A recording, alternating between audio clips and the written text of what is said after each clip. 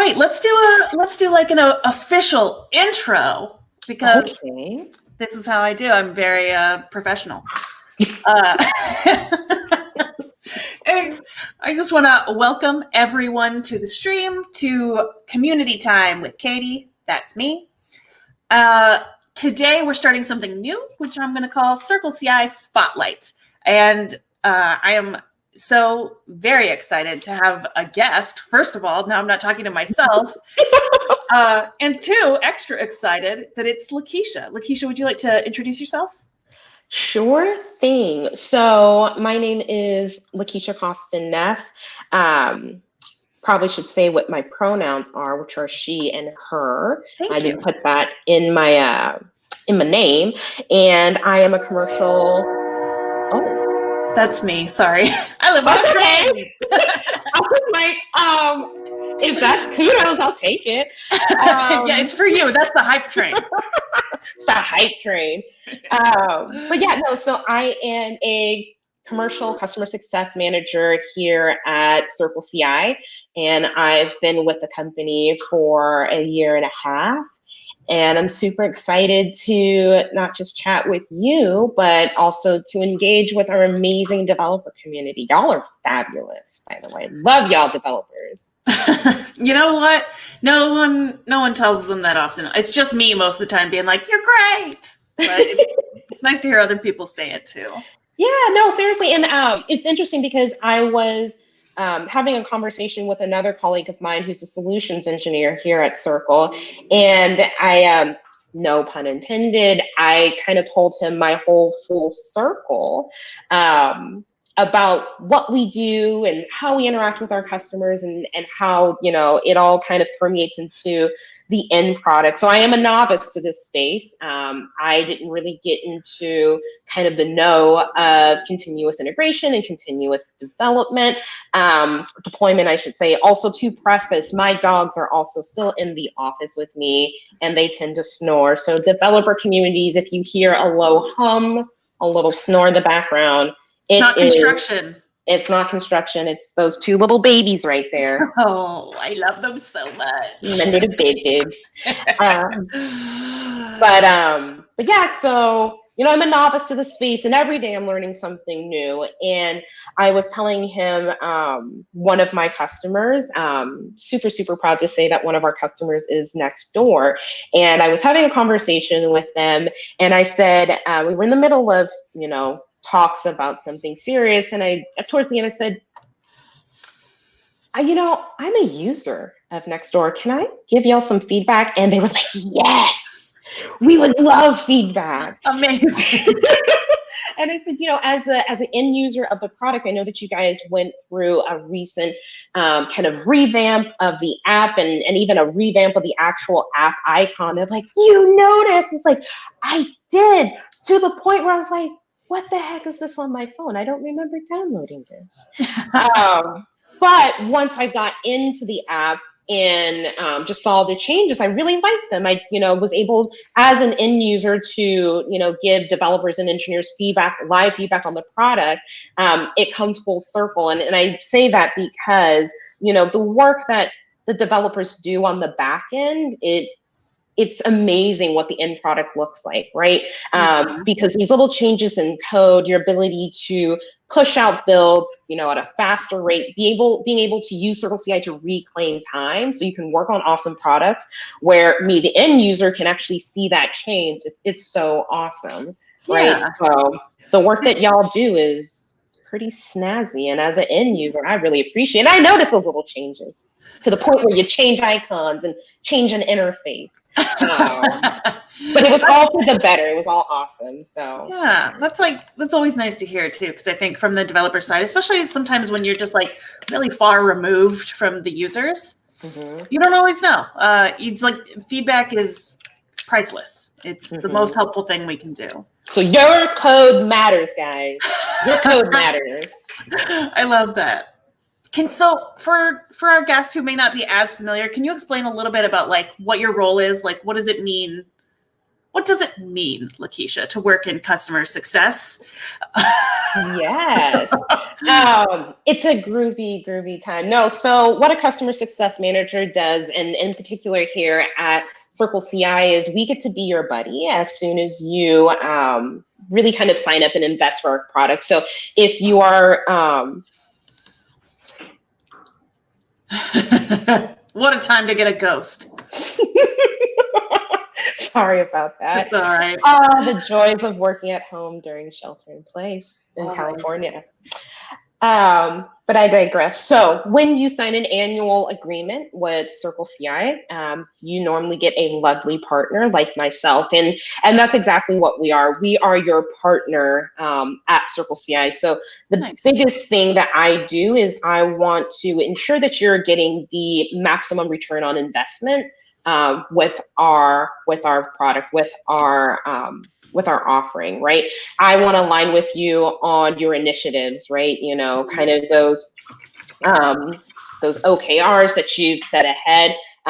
If you've come on board to accomplish some challenges, right? To not just on initiatives, but maybe you came on board to kind of take care of challenges that you're facing with either CI or CD, things that you want to improve with your pipelines, with your workflows, with your jobs, with your builds. I will align with you to help you to help you find solutions to the challenges you're facing, but also to help you hit those key initiatives that you want to achieve with your builds, with your overall ecosystem, right?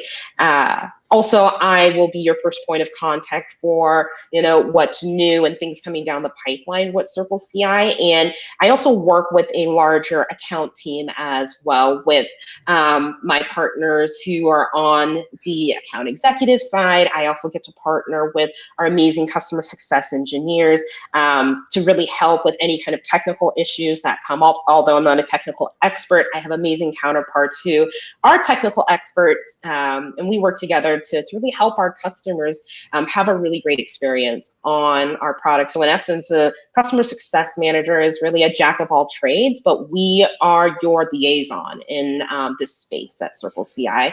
And we just want to make sure you are getting the best experience possible. But also if there's any roadblocks, we'll help you to remove those as well. We're your buddy. Yeah, I always tell people that as a working in developer relations or as a community manager like I am, really my job is to be your friend and just to like help you be successful with, you know, the tools that we have. So that's it. You're a good buddy. So your role is inside of like a revenue organization, right? Correct. And that's not something so my role is technically nested in marketing, which was a little different for me because I came from engineering background. There's a lot of like different styles. Have you always worked in like a revenue org? Is this kind of new? Like, what has that been like? So I am new to the role of being a CSM. So CSM, Customer Success Manager for short, is CSM. And I'll use that acronym for the sake of saving words in our conversation. That's fair. So I'm new to the role, but I'm not new to working in revenue. So I have a pretty lengthy background in sales. So not to date myself, but I've been in sales for over 10 years. I started my career doing inside sales. So I've always done pre-sale work, right? So working with leads and working with folks who are coming to a product, expressing interest in the product. So I'm always kind of like that, the first face or the first voice they hear or meet before investing into a product. But as I developed in my career, I really loved working with customers. So I used to do, before this pandemic hit, and in my previous life, at my previous job, I did a lot of traveling, and I was able to go to lots of different conventions and shows, and able to do some really awesome customer facing work. And I really love engaging with customers and even talking to them about their experience post sales. So I decided to take a different route when coming to CircleCI, and really getting into the post-sale, into that customer management and relationship management and relationship building as well. But been in sales for a mighty long time. You know, I too like working in the relationship portion of it. You know, it's nice to sort of like be able to get to know people who use the product and really feel like you're helping them and like you're part of their experience with CircleCI. Yeah, and I mean, that's how any product innovates, right? It's not just based upon a bunch of people just sitting in a room being like, gee, I wonder what would be best for our customers. I wonder, what should we do next? Right. The best way to innovate is to listen to your customer base, right? You know, what are the things that they would love to see? If they had that wish list of features, or if they wish something would work a little bit better or work a different way, that's the way that you innovate on a product, right? Not based on the things that you want, but by listening to the customer on, you know, what they would love to see, the changes they would like to see, and then you innovate that way. And then that's another thing that I love, is getting that customer feedback about things that they would love to see happen, but also feedback about, you know, the stuff that we currently have on our platform. It's like, when I tell my customers, like, I want to hear the good, the bad, and the ugly. You know, great feedback is awesome. It's lovely to hear when we're doing things right, but it's also really important for us to know where things aren't going right, maybe where we've missed the mark, or, you know, we need to hear even those pain points or challenges that you're having on our platform so that we can iterate and we can make things better, because nobody wants to be sitting in pain if we can fix the pain. Yeah. So yeah, that engagement and hearing that from our customers, hearing that feedback it's the PP to my jam. Yeah. And hearing you say that, it makes total sense that one of the reasons we connected to do this interview is that you are one of the co-leads for an employee resource group. For people out there who don't know, the acronym is an ERG, which is basically a place where people with common interests form a little group, and you relate to each other, and you maybe within the organization start some awareness or fundraising, et cetera, for your cause. And do you want to tell us a little bit about the one you helped start at Circle? Yes, I do. So very, very, very excited and proud to talk about the Onyx Circle. It is a employee resource group, or an ERG, for Black employees at CircleCI, but it is also a group for allies as well. It's an amazing group that is focused not just on advocacy for Black employees at Circle, but it's also about the celebration of the Black experience. And also, one of my favorite values is that it's about amplifying Black joy. There's also an educational piece, right? We would love to use the Onyx Circle to educate not just CircleCI, but even externally, like these awesome events, these cool live streams, but also to educate internally and externally about the Black experience at CircleCI.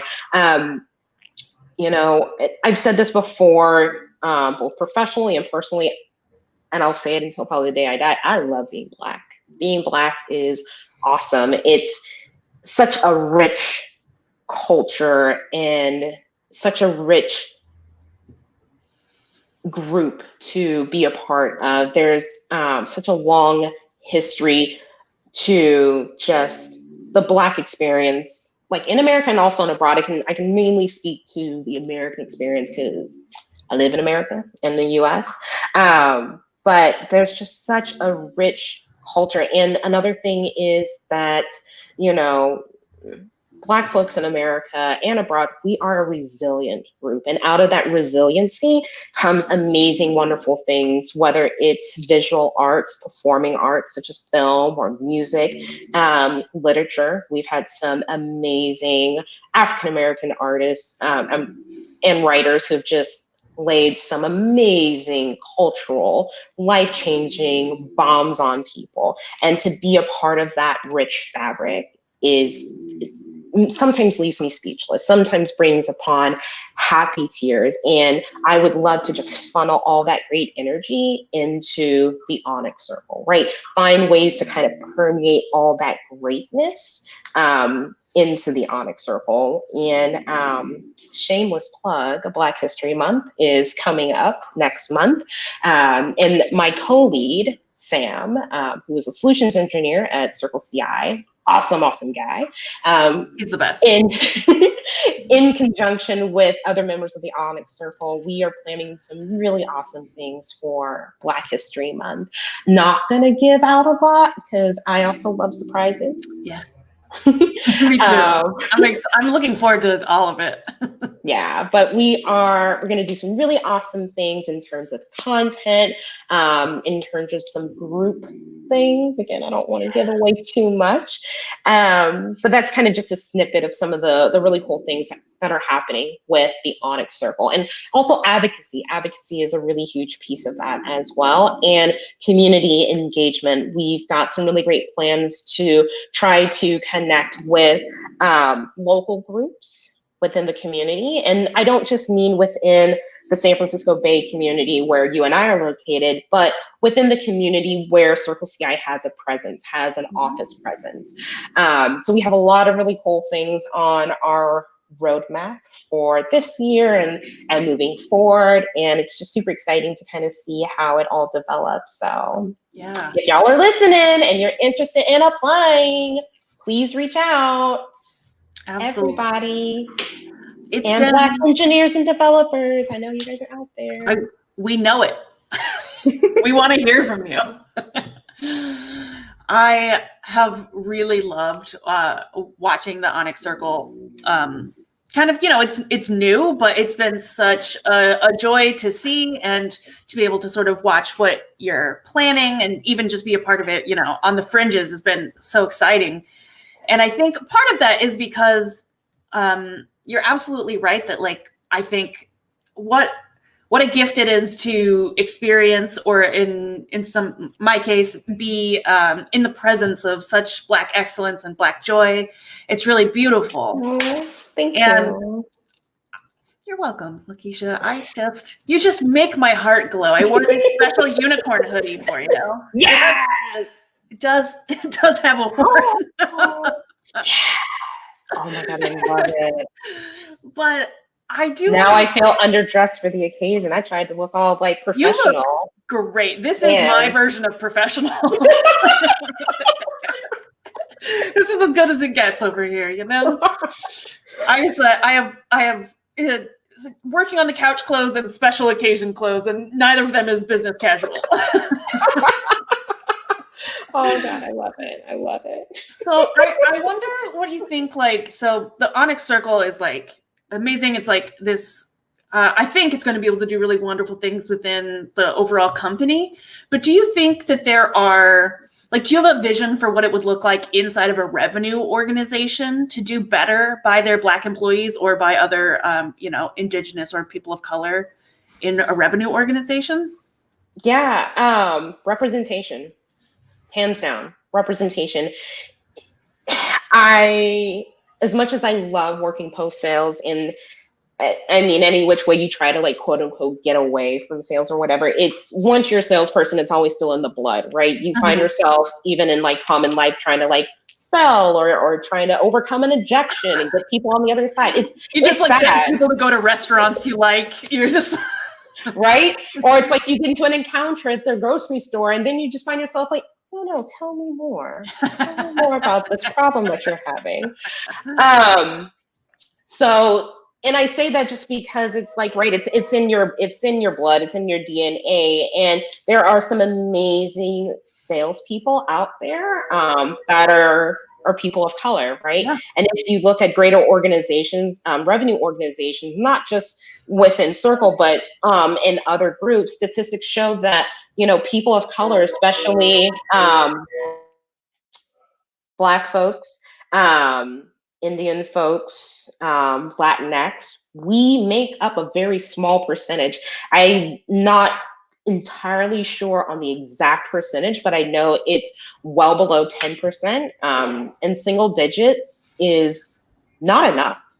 It's not. I'm going to be honest. It's not enough. What really will strengthen a revenue organization is the diversity of minds, the diversity of thoughts, bringing different perspectives, different experiences. My experience is definitely going to be different than that of my white male counterparts, which sadly make up the majority of most sales and revenue organizations across a lot of companies, from small, medium to enterprise level revenue organizations. So representation is key. Hiring managers, recruiters need to seek out those applicants who identify as people of color. Because again, having those different types of mindsets, having those different types of perspectives and experiences will just add to the strength of an organization. And I'm actually very happy to say that the customer success department here at Circle has done an amazing job at hiring different folks from different backgrounds. When I look at the Zoom screen and I look at my team, sometimes it makes me misty-eyed because I see people that don't look like everybody else. I'm not looking at, and I mean, for lack of a better way to say it, I'm not looking at a wall of white. Yeah. And I'm not looking at like a wall of white guys. I am seeing women. I am seeing people of color. I'm seeing myself. I'm seeing a Black person. I am seeing, actually, we have 2 Black females on this team. Myself and my colleague, Sion. She is on the team. And the other thing that I really see, and I really do think that Circle does a really great job at this, is that we have female leaders in the C-suite. And not just female leaders, but we have female leaders who are people of color in the C-suite. Yeah. That is amazing. That is virtually unheard of. At one of my employers, the C-suite was all male except for one person, and she was a woman. And a lot of people would forget that she was a person of color. She was half Jamaican. And she used to say a lot of times, she said, honey, don't let the tan fool you. This ain't a tan. This is my skin tone. And I was like, girl, yes. Yes. Amazing. But it's an incredible to be a part of an organization that is cognizant and is really trying to diversify our workforce and our employee base with representation, better representation, kind of across the spectrum. Yeah. For lack of better words. Circle has been one of the most diverse companies that I've ever worked at. And it was one of the things that really drew me in, that made me say, yes, this is the next place I want to be at. This is a company I want to work for. This is a place I want to show up to every day. Yeah. So I think that's also huge for people of color who are looking to get into tech and who are looking to get into STEM roles, right? Being an innovator, being a first, it's cool, but honestly, like, it's also kind of tiring. It's exhausting. It's work. You know, that's a load to carry, right? To be the first or be the only one. So to walk into a job, to walk into a company and be like, damn, I see myself there. I see myself over there. I see myself there. Like, it's refreshing, you know? It's that sense of community, right? And that's sometimes all you want, is to see some of yourself reflected in your place of business, right? Because then you don't feel so alone. You don't feel like you have to be that innovator or that voice of the people. Now, don't get me wrong, you know me, I like to talk. Are you telling me you are not the voice for every Black woman, Lakeisha? What are you talking about? Of course I am the voice of the Black movement, of Black females everywhere. No, not. But it again, to me, that was refreshing to the first time I stepped into the San Francisco office for CircleCI, to see different ages, to see different faces, and to really be like, damn, I want to work here. Like, this is where I want to be, you know? Yeah. Because again, in my previous sales jobs, it's a white male world. And had to fight a couple times to get my seat at the table, and sometimes I had to make my own seat at that table. So yeah, I mean, I can only imagine from my side of it. I think that what you're talking to kind of speaks to me. So we talk about internally, right? We talk about diversity and inclusion, but it's not enough. So we use diversity, equity, inclusion, and belonging, which is like another acronym, right? DEIB. But I found like when you're speaking to it, it sounds like it really lends itself more to that feeling of inclusion and belonging. Like you have a seat at the table because you belong at the table. Exactly. Yeah.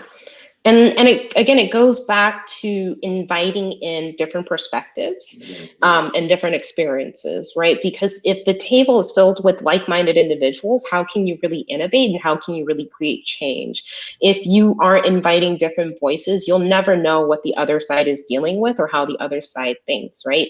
When we have different collective voices, and again, not everybody has to agree. Like I like a little tension, right? In sales, I should say in our revenue department, we lean heavily on the challenger method. And there's this thing called constructive tension, right?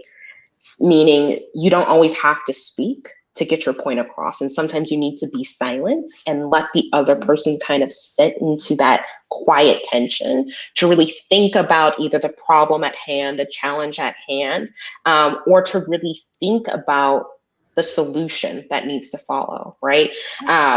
And it lends itself to that collective table, right? If you have different thought perspectives, different experiences, right?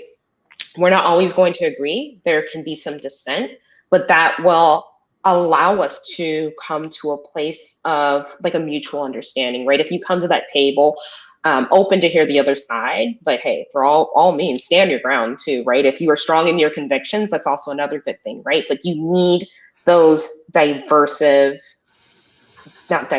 need those different experiences in order to reach the other side, right? Yeah.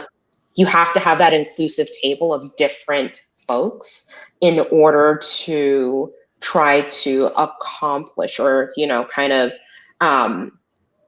get to that other side of representation, which will create belonging and inclusion, right?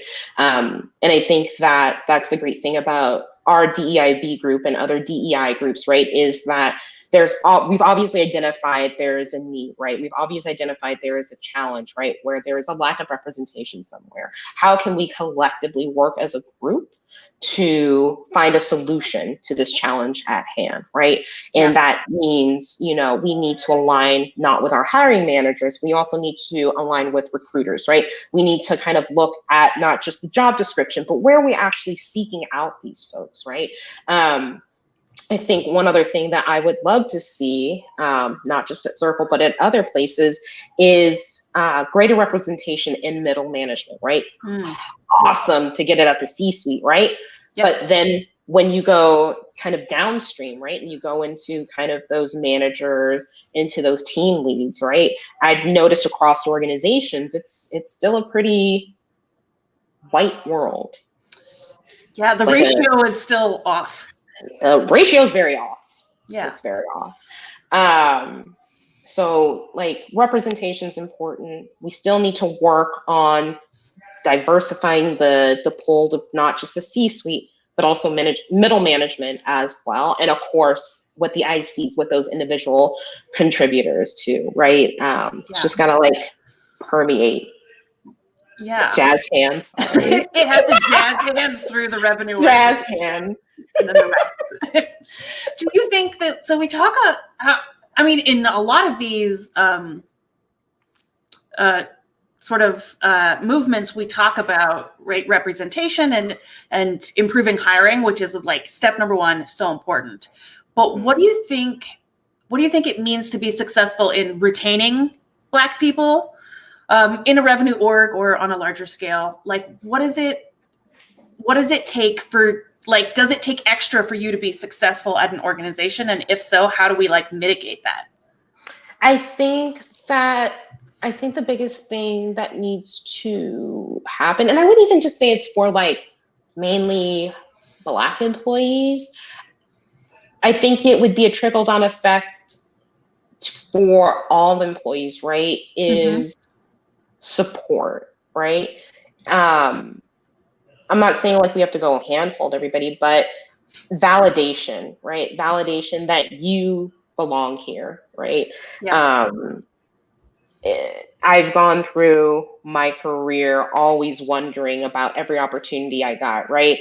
You know, people say it's like, oh, you're the best candidate, you know, you're the best fit. It's like, I feel like that's part of the answer, but also just being a Black person and a woman, I also think like, did you also hire me just to hit your like Black quota for the month or for the year? Right. There's some doubt there. Yeah, there's always kind of like the doubt, like, was I really hired because I was the best fit for the job, or was I hired to like hit your quota, right? So I think once, in particular, you know, when those Black employees get hired, really validating that you weren't just hired to hit my number in terms of, you know, my DEIB number or my diversity number. You know, you were hired because you really were the best fit for the job, and you just so happen to be Black, right? You are hired for this job because we think you would be an amazing fit within our community, right?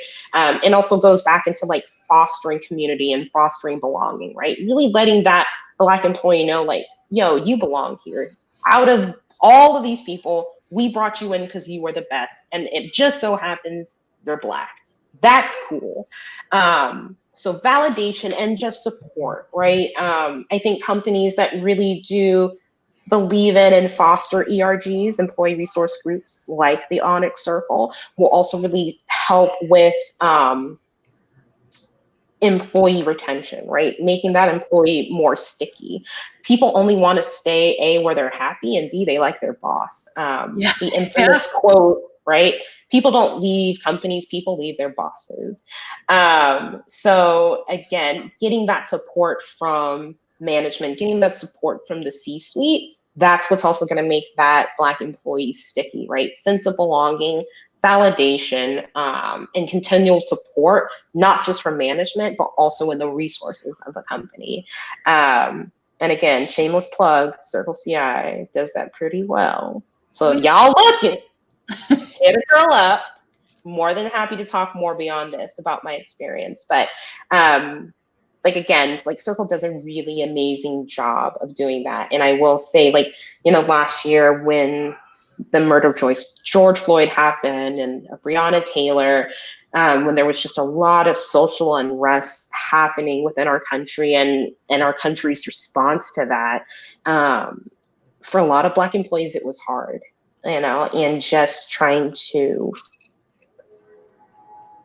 muster up the desire to just even show up was hard. And I can say that the support that I received from my colleagues and my managers is what helped me to show up. But also they told me like, it's okay if you can't, you know, like, I don't know what you're going through, but I see you're going through something and I recognize that, and it's okay if you can't show up. So that's the other piece too. I think that speaks to something I've sort of been learning lately. And thank you for being so amazing and vulnerable here. I always appreciate I got 35 minutes in before crying, so that's good. You know what? As far as crying frequency goes, this, you know what? Maybe I'll try to beat my own record and just like get dinner every time.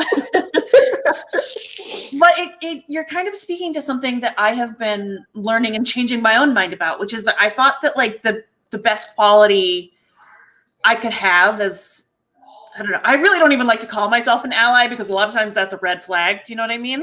But as someone who's really actively like trying to understand and improve, I thought empathy was like the strongest way to get there. But it turns out, I think the strongest emotion that helps is actually compassion. Yeah. Because I cannot and will not understand your experience. But what I can do is recognize just like the fundamental, just like pain and like, and believe you when you tell me that this hurts and that you don't know what to do or you don't know if you can work. Like the best thing I can do is believe you. And so I think that like it's amazing to hear that you got that support from your team, because I think that level of compassion in a workplace is often the missing piece. Yeah. Yeah. And I will say, like, in those months of like May and June, my managers were awesome in that, like, we would have one-on-ones, and she point blank said, like, we don't really have to talk about work. Like, don't worry about work. Let's talk about, like, you, if you want to. Like, how are you doing? Like, I work will be there. I'm worried about you and how you're doing. And like, I was like, damn, that's huge. That's yeah. I mean, I will say, just from like a regular white lady standpoint, that's a pretty huge like jump for a manager. And I can only imagine that at a time when it felt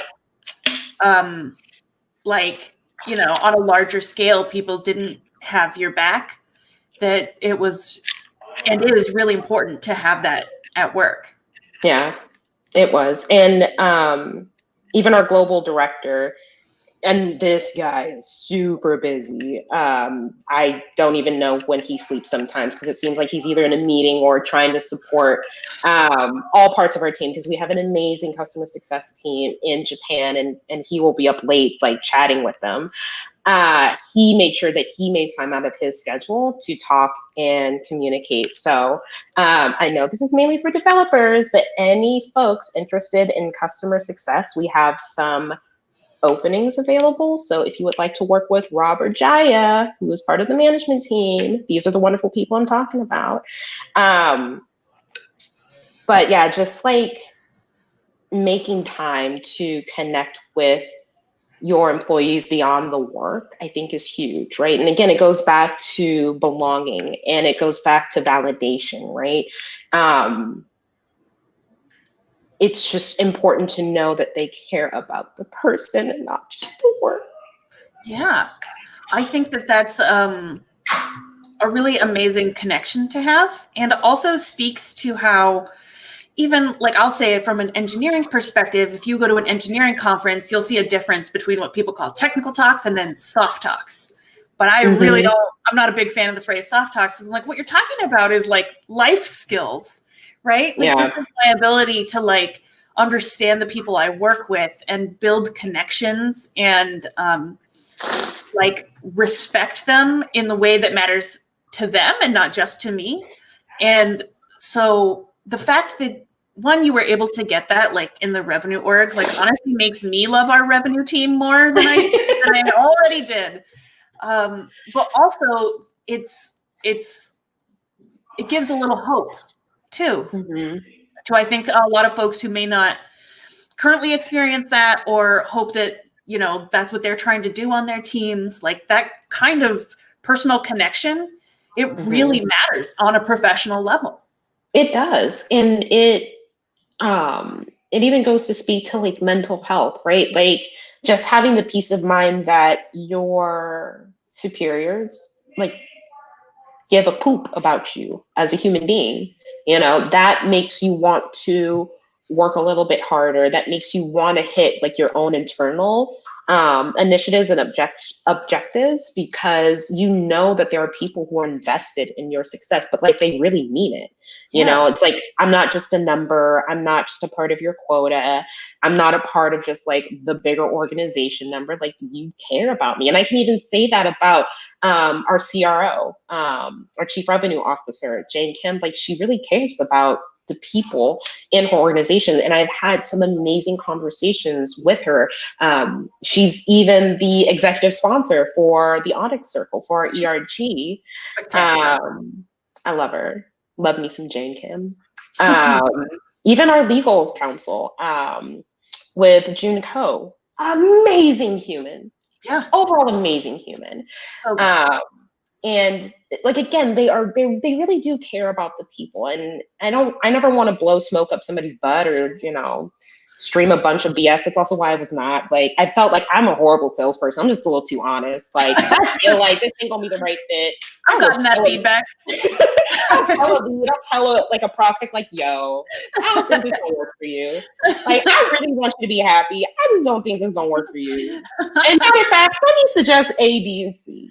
Yeah, you know what? Might be a better fit. in my heart, that's what makes a good salesperson. I'm like, oh, I can trust her because she knows she's looking out for me.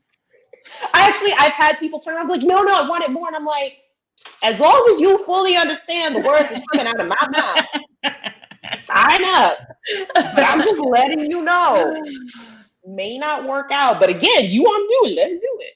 Yeah. Like, just be clear, this is your choice. Right. Like, I gave you the facts, you make this decision. But no, like, again, it's an amazing organization. And even for folks out there who are listening to this, and you're in an organization either trying to do the same thing or you identify this need, like, by all means, I really implore you, encourage you, like, speak up. You know, you really, for those who feel like they want to make a change, you have to try to be a part of the change that you want to see. And maybe it's speaking to your manager, maybe it's speaking to a colleague who can speak on your behalf, right? Because not everybody is in a space where they can be brave like that and voice something that they want to see different or voice a change. If you feel comfortable, talk to your HR group, you know, about things that you want to say. Or if you bold like me, go knock on some virtual doors, you know, go talk it out, collaborate with your colleagues like awesome Katy here. Because in order for us to see the change that we want, at the end of the day, we just have to be a part of that change that we want to see, right? We have to start those conversations. We have to have those hard talks. We have to find our allies. We have to find our colleagues who will join us, right? Because we're also as strong as the people next to us and behind us and in front of us. The greatest movements that we've seen in this country have not just been by one person alone. It's been by the collective whole, right? But the only way that collective group can start is by trying to be a part of the change that we want to see. Yeah, I think you've spoken to something really important, which is that any level of inclusion and belonging, like, maybe it's more of a, I don't know, it's a trickle down, trickle up effect. It just benefits everyone. Like, no one, because I spend too much time on Twitter, so I see this.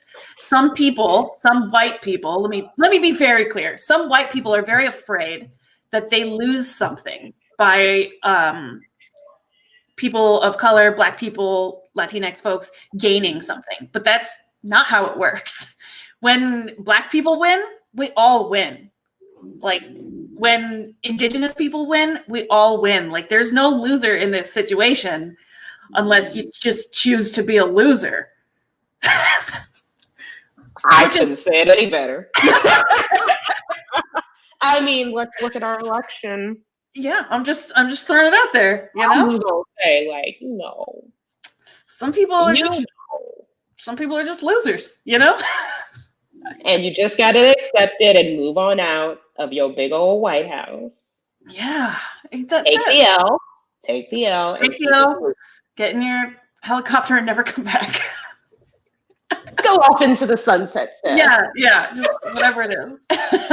But yeah, I think that I think it's really interesting for me to think about. Like, I've seen a lot of talks about what it looks like in engineering and what it looks like for Black folks in particular to get into tech, but we don't talk about it in the other organizations of companies as much. And I mean, we're still working very hard on what it means in engineering, obviously. But I think that if, you know, again, not just across a revenue org, but if your entire company was more diverse, then maybe the Black engineers would be able to do their jobs better, knowing they had a little more psychological safety because there were other Black employees in other departments. Yeah. And again, it's representation, right? seeing yourself across the board in different departments also, again, it plays into retention too. You probably wouldn't see, you know, Black folks, Latinx folks, you wouldn't see a lot of people of color churn so quickly out of an organization if they actually saw themselves throughout the organization, right? So again, it all goes back to representation, you know, hire diverse perspectives, hire diverse people, hire folks that don't necessarily look like you, who again are the best candidate, right? And another thing that I also would love to really drive home to even like hiring managers and recruiters, don't just hire to fill a quota, hire the best candidate, right? Because also I'm not saying that like every Black person is the best like candidate. Like, I mean, I've talked to some like Black candidates when I used to be a hiring manager, a sales hiring manager. I talked to some Black candidates who just didn't hit the mark for the role I was looking for. One of my favorite all-time hires at my previous job, he was Burmese. That kid was amazing, and he still is amazing. And he managed to get promoted from an SDR to an AE. But that's what I'm saying. It's like my biggest thing when I was an SDR manager is like, I don't want a team that looks like me. I want a team that looks different, right? I want diverse thoughts. I want diverse experiences, because that's not just going to strengthen my team, that's going to also really help me to solve for any challenges that I'm trying to solve within my organization, right? Because I'm going to have different perspectives helping me to come up with unique solutions and unique outcomes that we're trying to aim for. So hiring managers, recruiters, if y'all is watching, don't hire for the quota, hire for the best candidate. I think that's really good advice. Anyone who's listening should pay you for that advice, because it was so good. So let me ask you this. What does it look like? Well, like if you think ahead a year, 2 years, the Onyx Circle is thriving. What does that look like in a company like CircleCI? Like what's the dream? The dream. Well, hopefully we've all gotten vaccinated and we can meet in person. Oh, yeah. I'll just say that. Yeah. I think my dream for the Onyx Circle is to continue to be that voice of advocacy for Black employees, to see reoccurring events happening with external organizations, like other ERGs at other tech companies. I mean, we're in the heart of Silicon Valley. So, you know, tech companies are like Starbucks. There's one on every corner. So we should be aligning with different organizations. But also I would love to see greater outreach work with awesome groups like, you know, Black Girls Who Code, STEM organizations that work with maybe underrepresented groups, right? Yeah. We're trying to break into STEM or encourage more folks, more people of color and kids, teenagers, college students to get into STEM, right?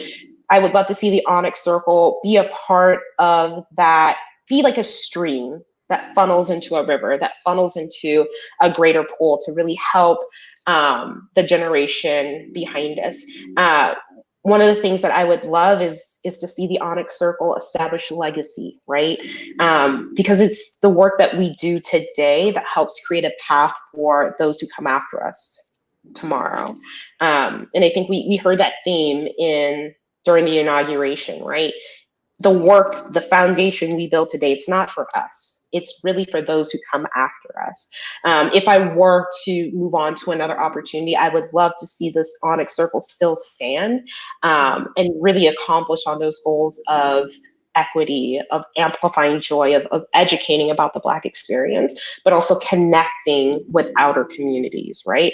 And the really great thing is to have the support of CircleCI behind that, knowing that an event that the Onyx Circle does is sponsored by CircleCI and supported by our C-suite and our executive suite as well. So that's my great goal, is everybody gets vaccinated, we can all see each other again. Yeah.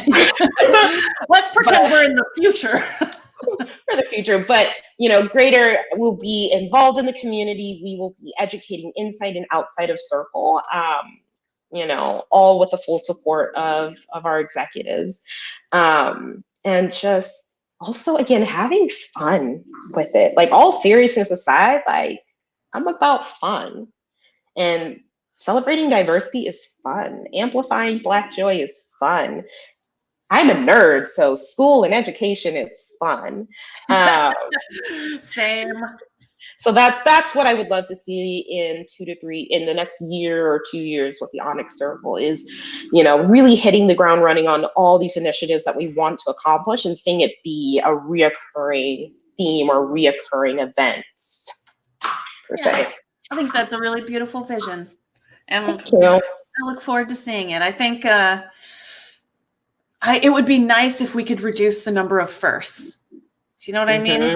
Like, it's really hard to be the first at anything. And if we can just reduce that, I think that would be a really wonderful vision in general. Yeah, move from first to commonplace, right?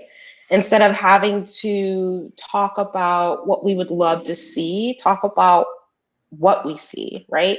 Because the dream is a reality. The dream is a reality. The reality is commonplace, right? We're not struggling. We're not breaking the barrier. We're not breaking through a ceiling. We're not pulling up seats to unobtainable tables, right? We just have a great old table that anybody can sit at, right? Yeah. Access to the table is there. Everybody's got a chair. Everybody's got their own cool chair, you know? Everybody's got the chair that suits them. Nobody complains about back problems or how long they have to sit in the chair. And also, I think that, like, there's this, anyone, flipping the script, like, anyone would be lucky to sit at a table with you and belong there. And I think that the more we can remind people of that, like, you're not the first Black woman to do this, you're the best Black woman to do this. Right. And like, you know, like, moving towards that. I know. Lakeisha, do you have any parting thoughts for the stream? Devs are cool. They're pretty cool. I am blown away by the work that you do and the products that y'all create, and that a lot of good things are going to come down the pipeline in 2021. Circle's an amazing place, but we still have work to do. And I have to say, I'm happy every day that I made the choice to work here. Even with any challenges or obstacles I face, this literally has been one of the supportive organizations I've ever been a part of. Again, from C-suite all the way down to my colleagues. And that being a customer success manager has been one of the greatest challenges. And I say that in that it's been a fun, wild, educational ride. And for anybody who is interested in Circle, please hit a girl up. I'm more than happy to talk to you. Yeah. If you even feel like you need to connect with a face that looks like yours, please hit me up. I would love to talk to you. If you are a Black girl out there who is a dev, who's an engineer in sales, in CS, I see you. You are amazing. You deserve to be where you are. And know that you are not going to be the first, but the work that you do today is laying the foundation for the folks that come after you. So be amazing, be innovating, kick some ass, because you're already kicking it right now. Yeah. I couldn't say it any better myself. Oh, and Katy, you're amazing. Oh, thank you. You spark so much joy. I just want to say that. You know what? I think we're a joyful combo, you and I. But I mean, no, I say that with all my heart, because creating these spaces for people to talk about their experiences, it's important. And like the fact that you have these great ideas, you create these platforms, like, you make me cry again. But it's happy tears, because we just don't see it a lot. And you are just I'm not going to say ally. You've been an awesome partner in crime. And so I'm super excited to have this opportunity to do this with you. I'd be down to do it again because it was just a good old time. Yeah, I think we will. Yeah, absolutely. I'm very grateful that you've given me a little bit of your time. And also, yeah, it's just fun to spend an hour with you. So it's always a party. Always a party. Yeah, okay. Well, I just kind of drift off because I'm by myself and then I just will hit stop. But I want to say one more time that we'll be sharing your like social details in the text that goes out with the video. It will be recorded, so it will be re-released later, like a director's cut.